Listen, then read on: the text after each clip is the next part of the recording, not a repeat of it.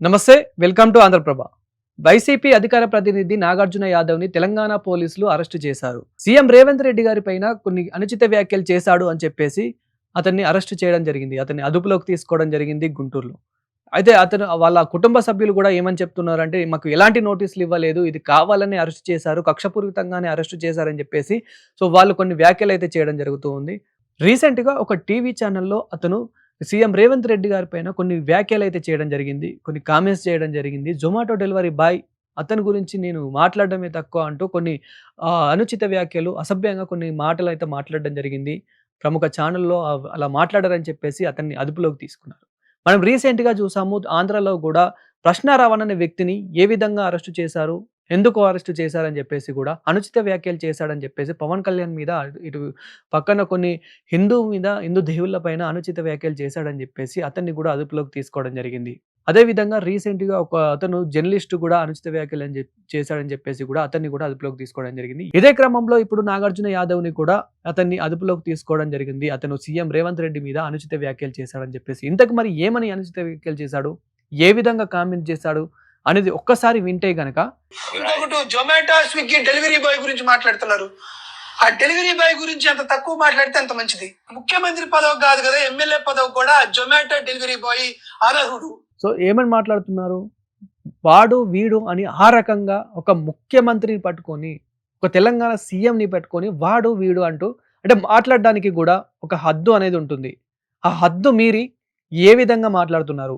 ఒక ఛానల్ అని కూడా చూడకుండా, అది లైవ్ టెలికాస్ట్ అవుతుందని కూడా చూడకుండా, ఒక ఇంటర్వ్యూ అని కూడా చూడకుండా, అతను ఒక అధికార ప్రతినిధి అని కూడా మర్చిపోయి ఏ విధంగా వ్యాఖ్యలు చేశాడు ఒక్కసారి చూస్తే.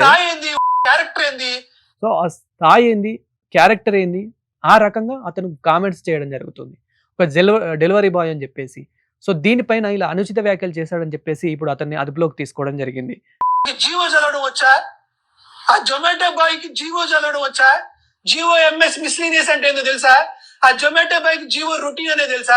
భారతదేశంలో ఉన్నటువంటి అత్యంత దారుణమైనటువంటి సంఘటనలో ఆ జొమాటో బాయ్ ముఖ్యమంత్రి అయ్యాడు కానీ, లేకపోతే ఆ డెలివరీ బాయ్ ముఖ్యమంత్రి. ఆ డెలివరీ బాయ్ వచ్చి ఎత్తుకెళ్ళిపోయేటువంటి డెలివరీ బాయ్ వచ్చి రేవంత్ గురించి.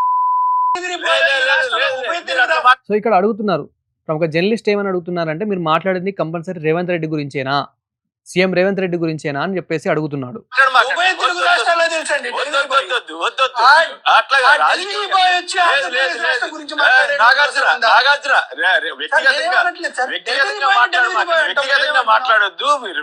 అంటే ఇక్కడ ఒక విధంగా మరి డెలివరీ బాయ్స్ ని మన చిన్నగా చూస్తున్నాడా?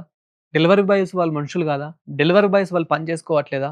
డెలివరీ బాయ్స్ వాళ్ళు సంపాదించుకోవట్లేదా? వాళ్ళ కుటుంబంని సరిగ్గా చూసుకోవట్లేదా? వాళ్ళని ఎందుకు తక్కువ స్థాయిగా చూస్తున్నట్టు? డెలివరీ బాయ్స్ అంటే అంత చిన్న చూపా ఇతనికి? సో ఇక్కడ సీఎం రేవంత్ రెడ్డిని డెలివరీ బాయ్స్‌గా పోల్చాడు అని అంటే గనుక డెలివరీ బాయ్స్ అంత చిన్న చూపా? వాళ్ళు కూడా ఎండనక వాననక ఎంత కష్టపడుతూ ఉంటారు. సో ఇక్కడ వాళ్ళతో ఎందుకు పోల్చాడు? సో పోల్చాలంటే ఇంకా ఏ రకంగా పోల్చొచ్చు కదా! డెలివరీ బాయ్‌తో ఎందుకు పోల్చాడు? ఏదేమైనప్పటికీ ఒక సీఎం రేవంత్ రెడ్డి గారిని పట్టుకొని సో ఏ విధంగా అనుచిత వ్యాఖ్యలు చేశాడని చెప్పేసి కూడా మీరు విన్నారు.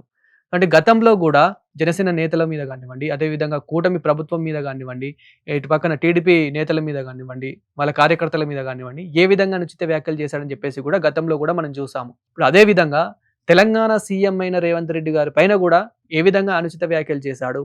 అంటే ఒక హద్దు మీరి, కొన్నిటికి కూడా ఒక హద్దు అనేది ఉంటుంది. ప్రశ్నించడం వేరు, తిట్టడం వేరు. ప్రశ్నించడం వేరు, హద్దు మీరి మాట్లాడడం వేరు. అదొక ఛానల్‌ని చూడకుండా, ఒక ఇంటర్వ్యూ అని చూడకుండా ఏ విధంగా అనుచిత వ్యాఖ్యలు చేశాడు? ఏ రకంగా అనుచిత వ్యాఖ్యలు చేశాడు? ఒక సీఎం అని కూడా చూడకుండా ఒక వ్యక్తి వచ్చి ఈ రకంగా మాట్లాడినా గాని సో అంటే చూస్తూ ఊరుకుంటారా? అని చెప్పేసి కూడా ఇప్పుడు గుంటూరులో ఇప్పుడు అతన్ని అరెస్ట్ చేయడం జరిగింది తెలంగాణ పోలీసులు. మొత్తానికైతే అతన్ని అదుపులోకి తీసుకొని ఇప్పుడు విచారిస్తున్న పరిస్థితి అయితే కనిపిస్తూ ఉంది.